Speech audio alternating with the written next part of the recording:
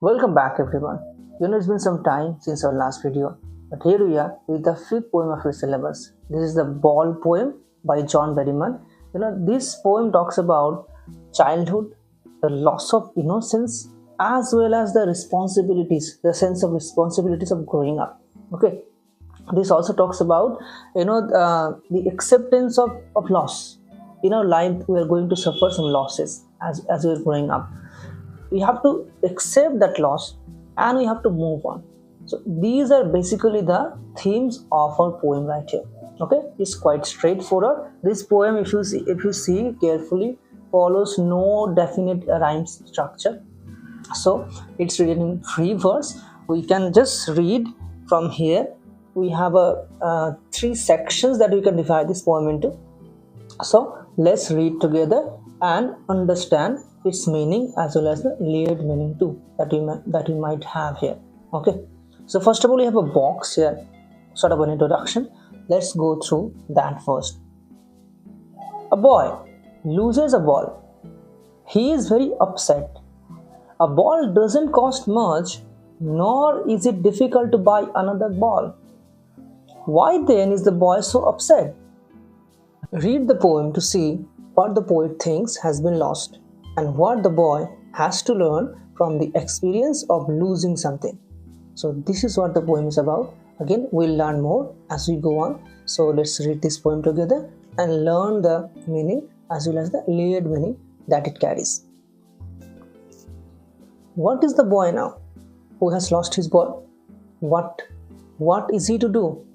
I saw it go merrily bouncing down the street and then merrily over. There it is in the water. So the poet has seen a young boy who has just lost his ball, the ball he was playing with. And the poet wonders what the boy is going to do now that he has lost his ball. I saw it go. I refers to the poet, obviously. It means the ball. So the poet has himself seen the ball merrily bouncing. Again, see, the poet is trying to paint a picture with his words, as if like the ball is smiling and laughing as it is bouncing away.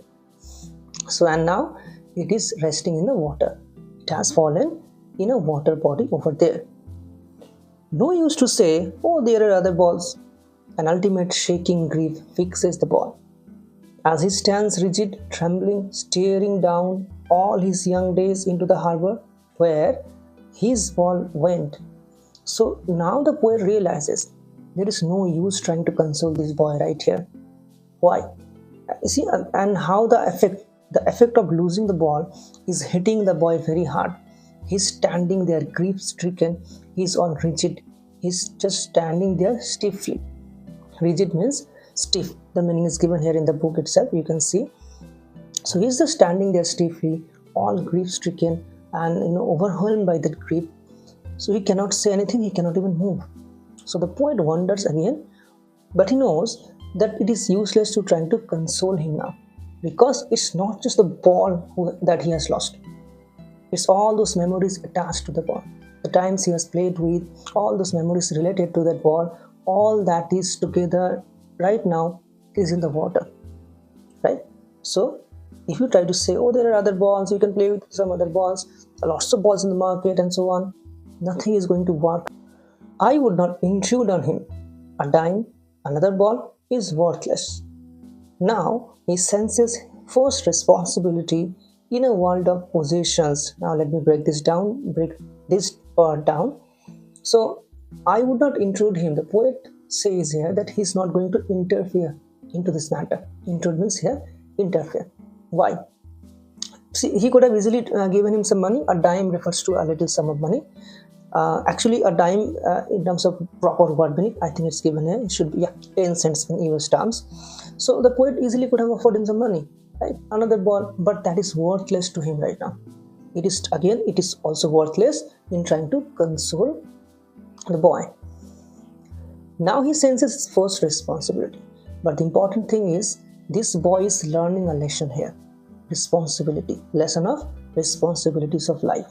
As you are growing up, again, these are the things that we have to pick up. We have to learn, right? That we are going to lose some stuff of our own, but we have to live with that. So he senses first responsibility. This is the first time that he has lost something of his own. Now he's learning from it, right? In older positions, people will take balls. That's it. Very important line. People will hurt you. Like people will take your positions, take your stuff, take your favorite things from you. Balls will be lost. Balls will be lost always. Little boy is almost like addressing the little boy directly here. And no one buys a ball back. And once you lose something, they're gone permanently. You cannot get everything back. Doesn't matter what that is. Sometimes it's people too from your life. You lose people from your life. Maybe they are gone from your life. Maybe they are gone away. Maybe some people also die. Even our favorite people, right? This is the reality of life. Although it sounds fatalistic, but it is what it is. Nah? This is reality. Even our favorite people also go away from us. We lose our favorite people too from our life. So we have to get on with this. We have to learn from these experiences. Experience is a valuable teacher. Real life, there is only so much you can learn in books and so on. Life experience is the greatest teacher, right? So people will take balls. Balls will be lost always, little boy. And no one buys a ball back. You cannot get whatever you lose. You cannot get everything back. The ball actually stands for all our possessions, for all our favorite things. It could be our favorite cricket bat. It could be our favorite book. It could be our favorite trash. Even our favorite people too. Okay. So the ball symbolizes all the favorite things that we value in our life. And one day or another, we might lose them. Again, this loss of the ball also refers to the loss of innocence. I said, loss of your childhood. There will come a time where you have to lose that innocence of your childhood and you have to grow up. You have to take the responsibilities. You have to move on despite losing your favorite things. It could be a material thing. It could be your favorite people too. One more very important line. Money is external. What does it mean? Money can buy you the external things, the superficial things. Okay, money cannot actually buy the things that really matter to you.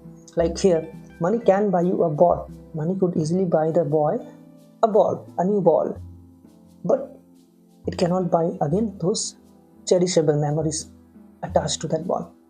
Clear? So money is external. He is learning well behind his desperate eyes. He is learning again this life lesson. The epistemology of loss. What is he learning? Behind those eyes, in that head, in that brain, he's learning the epistemology of loss. Epistemology meaning is knowledge. He's acquiring the knowledge, the grief, the experience of losing something. Again, this is going to help him out in the rest of his life. This is what life is about. How to stand up, knowing what every man must one day know. And most know many days how to stand up. See, most men do lose their favorite things throughout their life, right from their childhood, and they do grow up by learning and picking up the lessons together as they go on. So this is the meaning of the last lines here. Okay, most men, see here, knowing what every man must one day know. Every man has to know this, has to get this knowledge, how to live with losses, how to live in spite of your losing your favorite things or even persons sometimes. So, and most know many days. Most know many days. What does it mean? Most of the people do lose most of their favorite things many days, frequently, often, as they're growing old, as they're growing up. But the important thing is they know, they have learned how to stand up. So this is what matters. You will lose your things, you will lose your favorite persons too from your life. You have to get back up. You have to learn from those experiences. If you look at the first section of the poem, first part of the poem if you like, there is anaphora here. Anaphora, figure of speech. What is anaphora? Anaphora is the repetition of the same word in consecutive lines. Okay, repetition of starting of the line will have the same word. If you see here, what this word is repeated in multiple lines, right? Second one is assonance. If you see, assonance is again repetition of vowel sound, any vowel sound. In this case, if you see boy, now, who, lost, O sound has been repeated multiple times. Imagery is there. I already talked about this. The ball merrily bouncing away. Again, as you read the line, I'm sure you had a picture in your head, in your brain. So that is imagery. Repetition is there. What is repeated? Again, it's very basic. Second part, we have repetition again. The ball has been repeated. The word ball. Ascendental. What is that? See this line. A dime, comma. Another ball, comma, is worthless. The poet could have easily used a conjunction here, but he has chosen not to use any conjunction. So these sort of lines actually use this figure of speech. It's called ascendental. Let's move on to the last part of the poem. Alliteration is first. So B sound has been repeated here. See, alliteration is the repetition of consonant sound. So in close together words. So here you see, buys a ball back. B sound has been repeated multiple times. Assonance is here. Assonance again, repetition of vowel sound. If you remember, he is learning well behind his desperate eyes. See, E sound has been repeated multiple times. Repetition is here. Ball, that word ball has been repeated multiple times. You can see clearly, and this will be it. Again, as I said, that this poem does not really follow any particular rhyme pattern, rhyme scheme, if you like. So that will be it for this poem. I hope you did find this video helpful, and if you did, do give me a thumbs up. That will help me out. See you in the next video. Thank you.